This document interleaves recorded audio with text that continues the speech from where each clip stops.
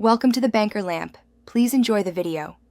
You already have an app and a basic privacy policy. Now move fast. Create your Admob account and link it to your App Store listing and Google Analytics so revenue and retention connect. Once done, install the latest Google Mobile Ads SDK in the app and initialize it at startup.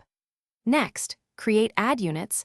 Start with a banner for steady income and one interstitial for natural breakpoints. Make sure to test in test mode first so you don't invalidate traffic. Once the basics are live, focus on optimization so revenue scales. You should enable mediation to access multiple ad networks and boost fill rate and eCPM, configure waterfall or bidding per unit. Then, refine placements. Put banners where they don't obstruct UX, show interstitials at natural transitions, and offer rewarded ads for clear value exchange. Run a /B tests on formats and timings, monitor eCPM and retention, and adjust frequency caps so users don't churn while RPM climbs. To finish, scale what works. Invest in user acquisition that brings high retention and focus on cohorts that watch rewarded ads.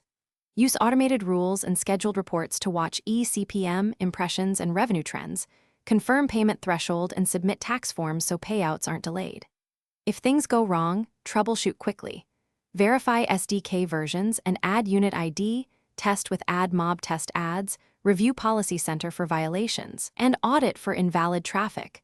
Addressing those fixes restores earnings and account standing. Thanks for watching. If this was helpful, leave a like and consider subscribing. See you next time.